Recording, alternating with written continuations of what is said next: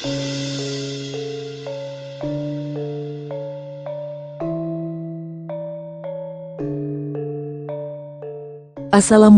warahmatullahi wabarakatuh. Berjumpa kembali di channel Langit Bukit Menoreh Official. Di kesempatan kali ini, akan melanjutkan cerita di video sebelumnya, sebuah cerita karya Ebes, yang berjudul, Babat Negeri Leluhur, episode yang ke-133. Sebelum kita masuk ke ceritanya, tekan dulu tombol like video ini dan jangan lupa tekan juga tombol subscribe channel ini. Dan nyalakan juga lonceng notifikasinya, agar tidak ketinggalan cerita-cerita lainnya. Dan seperti apa untuk kisahnya kali ini, langsung saja kita masuk ke ceritanya.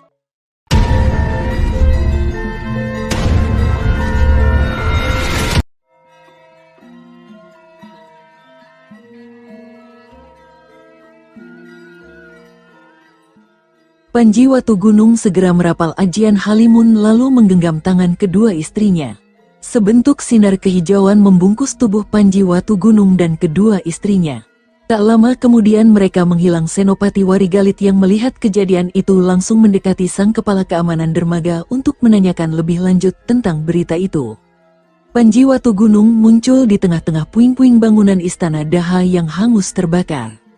Amarah Raja Panjalu itu langsung menggelegak. Tiba-tiba saja, haregegegehaeha, kulit Panji Watugunung berubah warna menjadi merah kemudian tubuhnya mulai membesar dan terus membesar. Sebagai pemilik ajian Triwikrama, amarah adalah kunci utama keluarnya ajian penghancur peradaban itu. Saat amarah tak tertahankan lagi, maka dengan sendirinya sang pemilik ajian akan berubah menjadi raksasa merah yang mengerikan. Mata buta Agni memerah menatap puing bangunan istana yang hancur. Dengan murkanya, buta Agni mencabut pohon beringin di tengah alun-alun istana Daha dan melemparkannya ke arah sisa bangunan istana yang masih berdiri. Bruwak, munculnya raksasa merah menggemparkan seluruh kota Raja Daha. Mereka rata-rata penganut Hindu aliran Waisnawa yang percaya bahwa munculnya raksasa merah yang mengamuk adalah adanya ketidakbenaran dalam tata laku dunia. Para penduduk kota Raja Daha langsung bersujud sambil mengucapkan mantra puja Dewa Wisnu.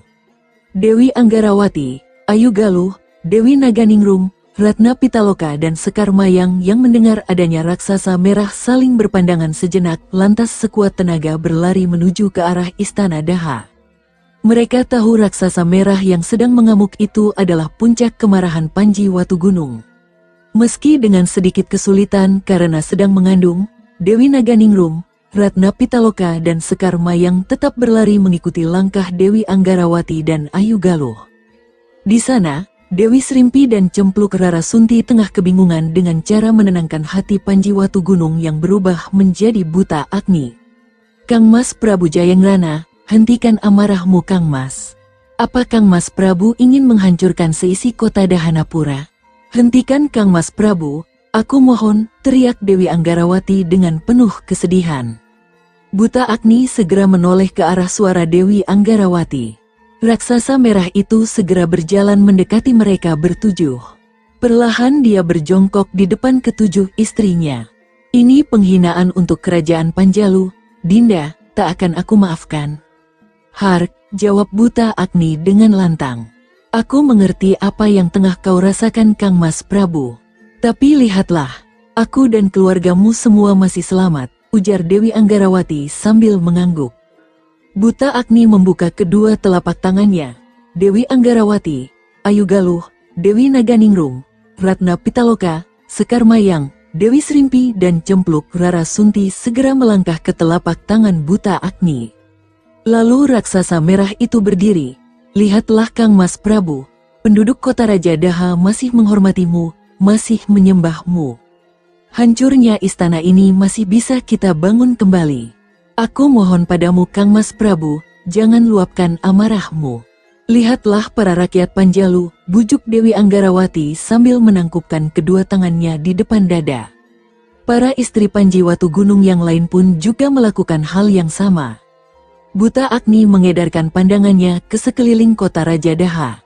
Para penduduk kota raja semuanya menyembah padanya. Buta Agni mengangguk mengerti.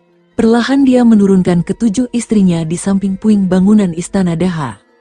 Kemudian Buta Agni menangkupkan kedua tangan di depan dahi dan berjongkok menyembah pada Hyang Widiwasa. Perlahan tubuh Buta Agni mengecil dan terus mengecil hingga kembali ke wujud Panji Watu Gunung. Ketujuh istri Panji Watu Gunung segera mendekati sang suami dan bersamaan memeluk tubuh sang Raja Panjalu. Tangis haru tanda kebahagiaan pecah di antara mereka. "Maafkan aku, istriku semuanya. Seharusnya aku lebih bisa menahan amarahku agar tidak menjadi malapetaka yang lebih besar lagi," ujar Panji Watu Gunung segera. "Siapapun orangnya pasti akan murka Kang Mas Prabu jika melihat kejadian seperti ini. Aku sangat mengerti itu. Sekarang mari kita ke Kepatihan. Mapatih Jayakerti menampung kami di sana," ucap Dewi Anggarawati dengan lembut. Mereka semua segera melangkah keluar dari puing-puing bangunan istana. Di depan gapura istana, Mapatih Jayakerti bersujud kepada Panji Watu Gunung.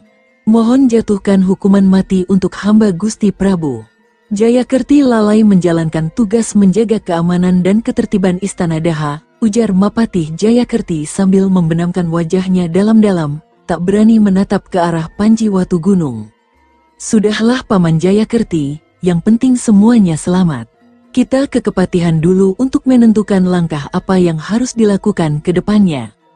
Tolong kumpulkan semua pejabat istana di Kepatihan," titah Panji Watu Gunung segera.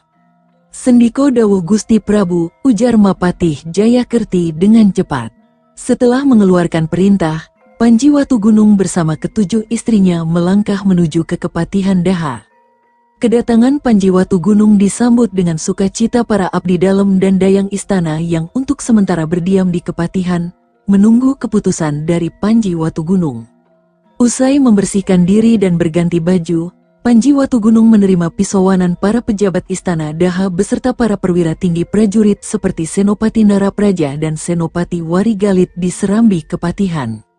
Satu persatu para pejabat istana Daha memberikan laporan kepada Panji Watu Gunung mengenai pekerjaan mereka.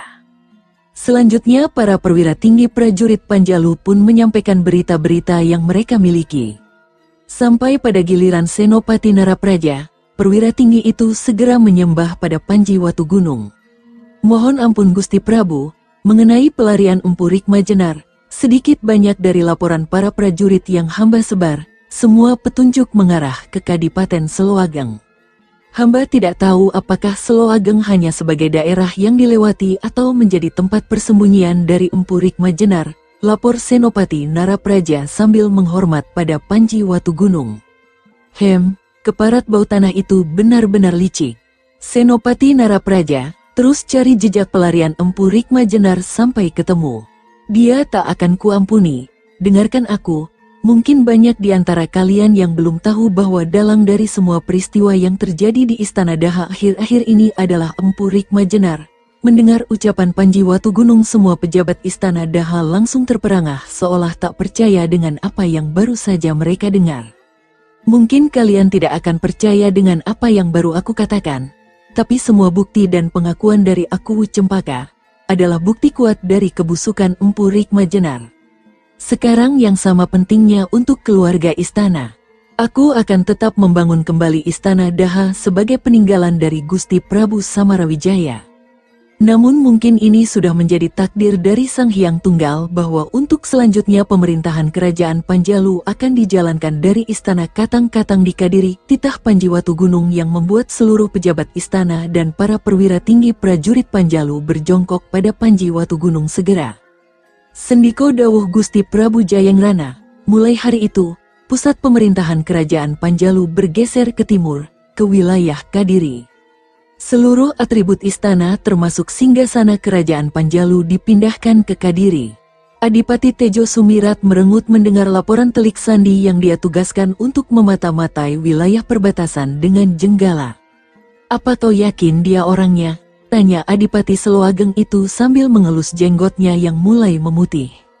"Benar Gusti Adipati, hamba melihat dengan mata kepala hamba sendiri orang itu meninggalkan kereta mewah berukir lambang Istana Daha di tepi dermaga penyeberangan yang menuju ke arah Singhapura," jawab Sang Telik Sandi dengan penuh keyakinan. Adipati Tejo Sumirat langsung mengelus jenggotnya sebelum berbicara. Baiklah, akan kulaporkan ini langsung pada Nakmas Prabu Jayengrana. Adipati Seloageng menoleh ke arah Patih Ajisanta, pengganti Empu Lodaya yang sudah purna tugas. Ajisanta, siapkan pengawalan untukku. Aku akan berangkat ke Daha untuk menyampaikan berita ini pada Nakmas Prabu Jayengrana. Hari ini juga aku mau berangkat, perintah Adipati Tejo Sumirat sambil mengelus kumisnya yang mulai memutih. Sendiko dawuh Gusti Adipati, Patih Ajisanta segera menyembah pada mertua Panji Watugunung itu kemudian bergegas keluar melaksanakan tugas yang diterima. Meski matahari telah tergelincir ke barat, Adipati Tejo Sumirat tetap nekat berangkat ke Daha. Laporan dari Telik Sandi yang melihat Empu Rikma Jenar menyeberang ke Singhapura bersama anggota keluarganya pasti merupakan sesuatu yang penting bagi Istana Daha. Karena itu, Adipati Tejo Sumirat tidak mau membuang waktu. Dikawal 100 prajurit pilihan dengan Tumenggung Bonokeling dan Bekel Manguntapa, Adipati Tejo Sumirat memilih untuk naik kuda daripada naik kereta. Di samping lebih ringkas, naik kuda juga lebih cepat sampai ke Istana Daha. Rombongan Adipati Tejo Sumirat terus menggebrak kudanya menuju ke Daha. Usai melewati Pakuwon Palah dan Randu, mereka memasuki kota Kadiri saat malam mulai turun menyapa seisi bumi. Adipati Tejo Sumirat langsung menarik tali kekang kudanya begitu melihat ratusan prajurit Panjalu tengah berduyun-duyun mengarah ke Istana Katang-Katang. Ada sesuatu yang aneh telah terjadi, batin Adipati Tejo Sumirat sambil mengelus jenggotnya. Bonokeling, kemari kau, panggil Adipati Tejo Sumirat pada Tumenggung andalannya itu. Tumenggung Bonokeling langsung mendekati Adipati Tejo Sumirat sambil menyembah. Mohon ampun Gusti Adipati, ada perintah untuk hamba? Tumenggung Bonokeling berbicara sambil menyembah. Coba kau cari tahu apa yang terjadi. Sepertinya telah terjadi hal yang luar biasa di Daha, perintah Adipati Tejo Sumirat sambil terus memperhatikan para prajurit Panjalu yang bergerak menuju Istana Katang-Katang. Tumenggung Bonokeling segera menghormat pada Adipati Seloageng itu lalu melompat turun dari kudanya. Segera dia menghentikan langkah seorang prajurit Panjalu. Hai prajurit, aku Bonokeling Tumenggung dari Seloageng. Aku mau tanya pada kalian, kenapa para prajurit Panjalu berduyun-duyun datang ke Istana Katang-Katang? Apa yang terjadi? Tanya Tumenggung Bonokeling segera. Kemarin malam, Istana Daha dibakar orang. Gusti Prabu Jayengrana mulai tadi siang memindahkan pusat pemerintahan kerajaan Panjalu di sini. Kami adalah rombongan terakhir yang berpindah dari Daha, jawab sang prajurit dengan cepat. Tumenggung Bonokeling terkejut bukan main mendengar jawaban itu. Segera dia kembali ke samping Adipati Tejo Sumirat lalu melaporkan jawaban prajurit Panjalu yang ditanyai. Pucat wajah Adipati Tejo Sumirat mendengar ucapan Tumenggung Bonokeling. Adipati sepuh itu terbayang wajah Dewi Anggarawati dan cucunya Panji Tejo Laksono. Takut terjadi hal-hal yang tidak diinginkan, Adipati Tejo Laksono langsung menggebrak kudanya menuju ke Istana Katang-Katang untuk menanyakan kabar mengenai putri bungsu dan cucunya itu. Tumenggung Bonokeling dan para prajurit Kadipaten Seloageng segera mengikuti langkah sang pemimpin. Di depan pintu gerbang Istana Katang-Katang, buru-buru Adipati Seloageng melompat turun dari kudanya.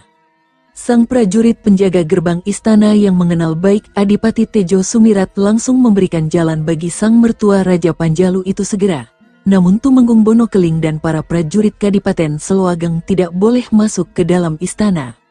Di Balai Paseban Agung Istana Katang-Katang, Panji Watugunung tengah memperhatikan para prajurit yang menata dampar kencana atau singgasana kerajaan Panjalu untuk menggantikan kursi yuwarajanya saat Adipati Seloageng datang. Nakmas Prabu Jayengrana, ujar Adipati Tejo Sumirat sambil berjalan mendekati Panji Watugunung. Kedatangan Adipati Seloageng itu tentu saja mengagetkan Panji Watugunung. Raja Panjalu itu segera menyongsong langkah Adipati Tejo Sumirat. Salam hormat saya, Kanjeng Romo Adipati, ucap Panji Watugunung sembari menghormat pada Adipati Seloageng itu. Ah, tidak pantas seorang raja memberi hormat kepada seorang adipati. Adipati Tejo Sumirat langsung menahan tubuh Panji Watugunung yang hendak berjongkok ke arahnya. Adipati sepuh itu segera tersenyum melihat kesopanan menantu kesayangannya itu. Kedudukan saya sebagai Raja Panjalu bukanlah sesuatu hal yang harus membuat saya jumawa, Kanjeng Romo Adipati. Bagaimanapun Kanjeng Romo Adipati Tejo Sumirat tetaplah mertua saya, ujar Panji Watugunung segera. Hahaha, ya ini yang membuat aku suka denganmu Nakmas Prabu. Kau selalu rendah hati meskipun kau sudah menjadi seorang Maharaja Panjalu.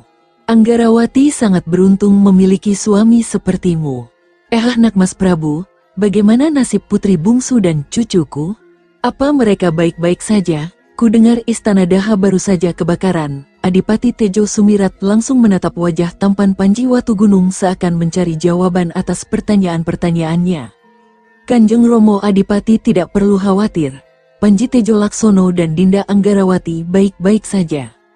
Mereka selamat dari kebakaran itu, jawab Panji Watugunung yang membuat Adipati Tejo Sumirat langsung menarik nafas lega. Puja Dewa Wisnu, syukurlah kalau mereka tidak apa-apa. Bagaimana ceritanya istana Daha bisa terbakar seperti itu Nakmas Prabu? Adipati Tejo Sumirat bertanya dengan cepat. Sebaiknya kita bicarakan hal ini di ruang pribadiku saja Kanjeng Romo Adipati. Paman Saketi, tolong kau selesaikan merapikan tempat ini. Kau tata sebaik mungkin. Panji Watugunung menoleh ke arah Patih Saketi yang sedari tadi ikut mengawasi para abdi dalam istana Katang-Katang beserta para prajurit Panjalu yang menata ulang balai Paseban Agung agar layak untuk melaksanakan kegiatan pisowanan.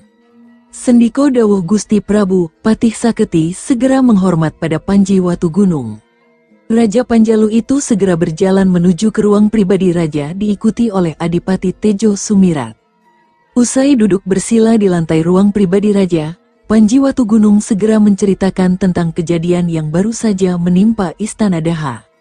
Termasuk usaha pembunuhan terhadapnya yang didalangi oleh Empu Rikma Jenar. Adipati Tejo Sumirat terkejut bukan main mendengar penuturan putra mantunya itu. Jadi semua ini adalah ulah dari Empu Rikma Jenar, Nakmas Prabu? Pantas saja dia kabur ke Singhapura, ujar Adipati Tejo Sumirat yang segera membuat Panji Watugunung terperanjat. Apa maksud ucapan Kanjeng Romo Adipati, Empu Rikma Jenar melarikan diri ke Singhapura? Panji Watugunung menatap wajah sepuh Adipati Tejo Sumirat segera.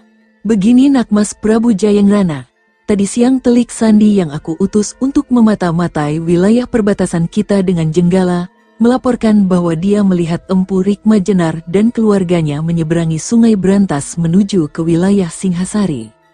Mereka meninggalkan kereta kuda bercap istana Daha di dermaga penyeberangan Wanua Lawor, usai mengangkut harta benda yang mereka bawa dari kediamannya, lapor Adipati Tejo Sumirat sambil mengelus jenggotnya.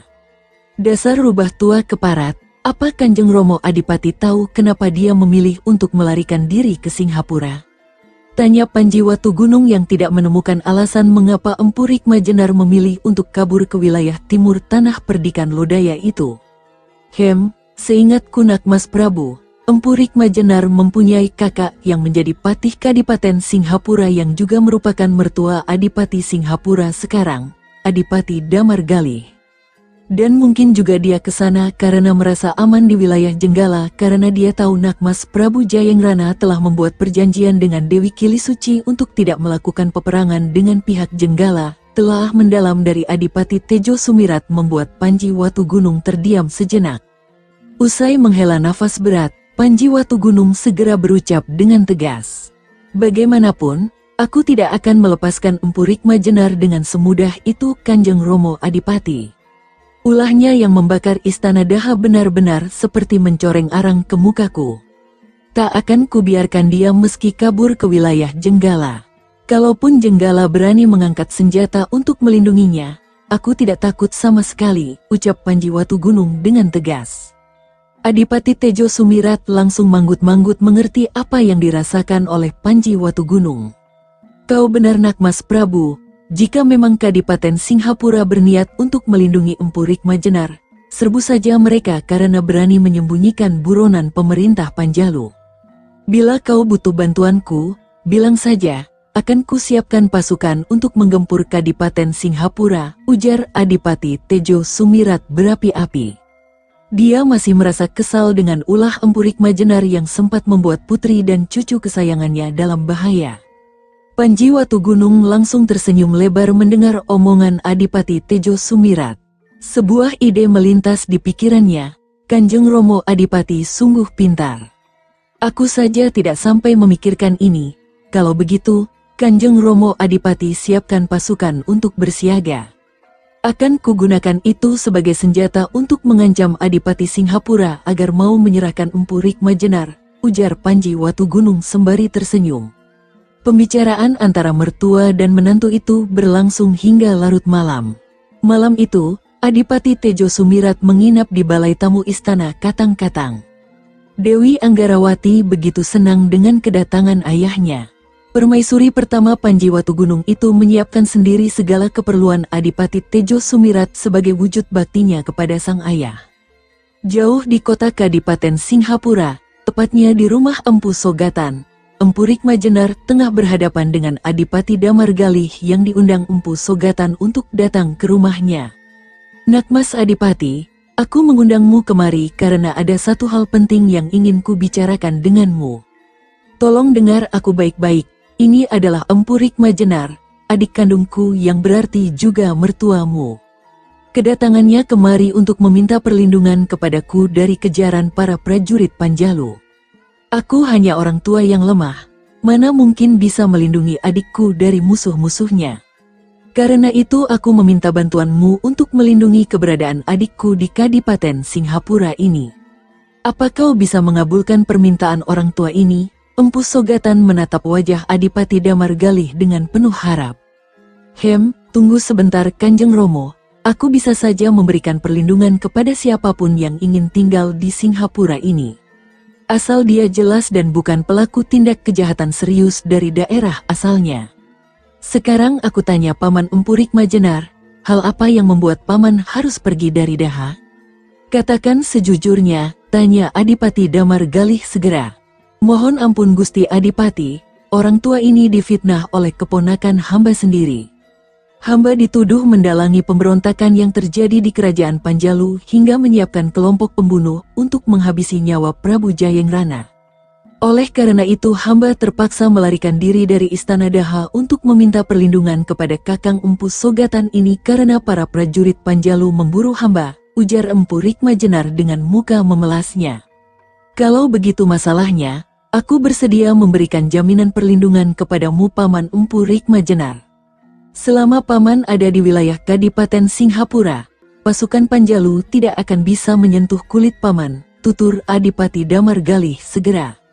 Empu Rikmajenar segera bersujud kepada Adipati Singhapura itu sebagai tanda terima kasihnya. "Hamba Empu Rikmajenar berterima kasih kepada Gusti Adipati Damargalih. Sungguh beruntung memiliki mantu keponakan yang luar biasa seperti Gusti Adipati," puji Empu Rikmajenar sambil membenamkan wajahnya. Sebuah senyum seringai licik terukir di wajah tua itu. Panji Watugunung mengadakan upacara pemindahan pusat pemerintahan kerajaan Panjalu dengan mengundang para adipati di sekitar wilayah Kadiri yang kini menjadi pusat pemerintahan kerajaan Panjalu, termasuk mengundang Pangeran Arya Prabu penguasa tanah perdikan Lodaya. Usai melakukan upacara yatnya sebagai bentuk puja syukur kepada Hyang Akarya Jagat, Maharesi Empu Soma dari Pertapaan Ranja yang merupakan penasehat keagamaan Panji Watugunung, mendekati Sang Maharaja Panjalu sambil tersenyum simpul. "Nak Mas Prabu Jayengrana, sebagai penguasa Panjalu yang baru, kau perlu mengukuhkannya dengan gelar Abhiseka. Tunjukkan pada seluruh dunia dari mana garis keturunanmu dan apa yang membuatmu layak menjadi penguasa," ujar Maharesi Empu Soma yang mendapat anggukan kepala dari Panji Watugunung. "Aku mengerti Maharesi, tapi pengesahan itu akan kulakukan setelah aku menyelesaikan pekerjaan menangkap Empu Rikmajenar yang sudah melukai hati dan perasaan semua orang Daha. Aku tidak mau dianggap sebagai raja yang memikirkan diri sendiri dengan mengabaikan kepentingan rakyat," jawab Panji Watugunung segera. Mendengar jawaban itu, Maharesi Empu Soma tersenyum simpul. Di dalam Balai Paseban Agung, Panji Watugunung tengah menerima pisauanan para penguasa daerah di sekitar Kadiri seperti Anjuk Ladang, Karang Anom, Wengker, Seloageng, Matahun dan Gelang-Gelang. Adipati Tejo Sumirat dari Seloageng, Adipati Windupati dari Karang Anom, Bupati Gelang-Gelang Panji Gunung Sari, Adipati Warok Suragati dari Wengker bergiliran memberikan ucapan selamat dan hadiah atas pemindahan pusat pemerintahan Kerajaan Panjalu. Berikutnya Adipati Maitreya dari Matahun, Adipati Gunawarman dari Anjuk Ladang juga turut memberikan hadiah kepada Panji Watugunung berupa upeti tidak wajib yang dirupakan dalam bentuk hewan ternak dan perhiasan perak dan emas.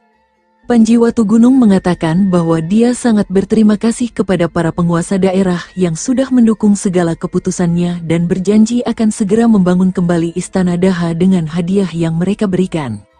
Usai pisowanan agung, Panji Watugunung memanggil Adipati Karang Anom, Adipati Seloageng, Bupati Gelang-Gelang Panji Gunung Sari dan Pangeran Arya Tanggung yang datang mewakili ayahnya Pangeran Arya Prabu penguasa tanah Perdikan Lodaya ke ruang pribadi raja untuk membicarakan sesuatu.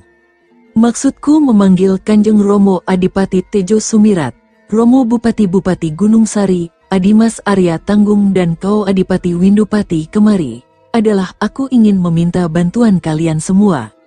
Seperti kalian semua ketahui, bahwa Istana Daha baru saja dibakar orang dan dalang dari semua itu melarikan diri ke Singhapura. Aku bisa saja mengirim pasukan untuk menggempur Kadipaten Singhapura, tapi pasti ini akan memicu terjadinya perang dengan Kerajaan Jenggala lagi. Karena itu aku ingin menerapkan cara berbeda agar Singhapura tidak melindungi Empu Rikma Jenar.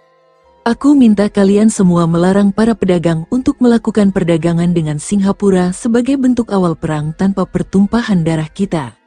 Selama ini mereka mengandalkan wilayah Panjalu untuk menjadi tempat mereka menjual hasil bumi yang mereka hasilkan. Jika para pedagang dari Panjalu tidak mengambil barang dari mereka, perdagangan Kadipaten Singhapura akan lumpuh. Apa Kanjeng Romo, Romo Bupati, Adimas Arya Tanggung dan kau Adipati Windupati mengerti dengan apa yang aku mau? Panji Watugunung mengedarkan pandangannya ke arah semua orang yang ada di tempat itu.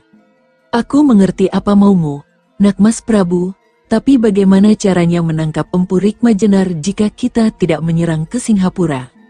Tanya Adipati Tejo Sumirat dengan sedikit bingung. Masalah itu akan kuatasi sendiri Kanjeng Romo Adipati. Aku minta tolong kepada Adimas Arya Tanggung dan Kanjeng Romo untuk menyiagakan pasukan besar di perbatasan dengan Kadipaten Singhapura. Apa kalian bisa? Tanya Panji Watugunung lagi sambil memandang Arya Tanggung dan Adipati Tejo Sumirat. Untuk apa Kang Mas menyiapkan pasukan jika tidak untuk berperang? Pangeran Arya Tanggung masih belum mengerti jalan pikiran Panji Watugunung. Raja Panjalu itu langsung tersenyum. Tanpa pedagang yang membeli barang dari tempat mereka, dan juga ribuan prajurit berjaga di perbatasan, itu akan menjadi gertakan yang menakutkan untuk Singhapura, Dimas Pangeran. Mereka akan berpikir berulang kali jika ingin melindungi Empu Rikma Jenar. Mendengar ucapan itu semua orang yang hadir di tempat itu langsung tersenyum lebar dan mengangguk mengerti. Panji Watugunung menatap ke langit biru di tenggara sambil berucap keras. Aku akan menangkap Empu Rikma Jenar dengan tanganku sendiri. Setelah 2 pekan peristiwa pembakaran Istana Daha dan keluarnya perintah pembatasan perdagangan dari Maharaja Panjalu terhadap wilayah Kadipaten di sekitar perbatasan Panjalu, Kadipaten Singhapura mulai goyah. Kegiatan perdagangan yang menjadi tulang punggung roda kehidupan masyarakat Kadipaten Singhapura nyaris terhenti seluruhnya karena para pedagang besar maupun kecil dari Kadipaten Karang Anom, Seloageng, Tanah Perdikan Lodaya maupun Kabupaten Gelang-Gelang menghentikan semua kegiatan jual belinya sesuai dengan keinginan Sang Maharaja Panjalu.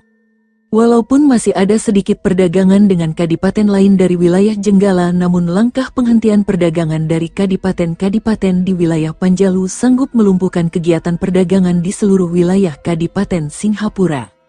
Barang dagangan yang biasa diambil oleh para pedagang dari wilayah Panjalu seperti beras, umbi-umbian, pisang, singkong dan ketela pohon menumpuk di beberapa sudut pasar. Belum lagi dagangan hewan ternak dan kulit hewan tak sedikit pun laku terjual. Beberapa bahan makanan yang membutuhkan cepat laku seperti buah pisang dan sukun bahkan mulai membusuk karena tidak ada yang mau membeli. Mandeknya rantai perdagangan di Kadipaten Singhapura membuat para saudagar besar jatuh miskin karena terlanjur membeli barang dari petani. Mereka mulai resah dengan keadaan yang membuat kehidupan di wilayah itu yang semakin sulit. Beberapa saudagar yang masih bertahan akhirnya memutuskan untuk menghadap Adipati Damargalih di Istana Kadipaten Singhapura untuk meminta bantuan. Di dalam Istana Kadipaten Singhapura, Adipati Damargalih tengah mengadakan pertemuan dengan para perwira tinggi prajurit dan pejabat Istana Kadipaten Singhapura. Adanya ribuan prajurit yang berkemah di dekat perbatasan wilayah Singhapura menjadi laporan mereka pagi hari itu. Jadi maksudmu para prajurit Kadipaten Selo Ageng berkemah di perbatasan dengan wilayah kita, Tumenggung Mardeya? Tanya Adipati Damargalih seakan ingin meyakinkan laporan Tumenggung Kadipaten Singhapura itu. Benar Gusti Adipati, menurut laporan para telik sandi kita, mereka berjumlah sekitar 8.000 prajurit bersenjata lengkap. Ada desas-desus yang beredar mengatakan mereka menunggu kedatangan pasukan Panjalu untuk menuju ke tempat kita, jawab Tumenggung Mardeya sambil menghormat pada Adipati Damargalih. Apa Panjalu ingin berperang lagi melawan kerajaan Jenggala? Sepertinya itu tak mungkin karena Prabu Jayangrana sendiri menyetujui permintaan dari Dewi Kilisuci untuk berdamai dengan Jenggala. Tapi jika mereka menyerbu ke arah wilayah kita pun, itu tidak akan sulit. Bangsat, apa sebenarnya kemauan para prajurit Selo Ageng? Adipati Damargalih langsung memijat pelipisnya yang tiba-tiba terasa sakit. Mohon ampun Gusti Adipati, sepertinya bukan hanya Kadipaten Selo Ageng saja yang mempunyai niat tidak baik terhadap kita. Menurut telik sandi yang melapor kepada hamba, sekitar 8 atau 9.000 prajurit Tanah Perdikan Lodaya juga berkemah di barat hutan Jatiwangi. Mereka pun bersenjata lengkap dengan perbekalan yang cukup untuk melakukan penyerangan terhadap kita, lapor Senopati Ragasingha sambil menyembah pada Adipati Singhapura itu segera. Apa? Semua orang di dalam ruang pribadi Adipati langsung saling berpandangan mendengar penuturan Senopati Ragasingha. Mereka mulai kasak-kusuk tentang kemungkinan penyerbuan terhadap Singhapura dari dua sisi berbeda. Adipati Damargalih pucat wajahnya. Jika sampai Selo Ageng maupun Tanah Perdikan Lodaya menggerakkan pasukannya bersamaan, jelas kekuatan pertahanan prajurit Kadipaten Singhapura yang berjumlah 10.000 prajurit tidak akan mampu bertahan.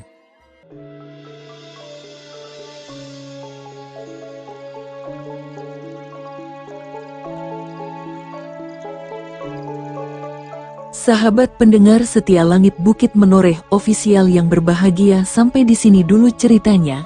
Bagaimana kelanjutan kisahnya? Nantikan kelanjutan cerita ini di video berikutnya. Agar tidak ketinggalan kelanjutan cerita ini, klik tombol subscribe channel ini dan nyalakan juga lonceng notifikasinya. Wassalamualaikum warahmatullahi wabarakatuh.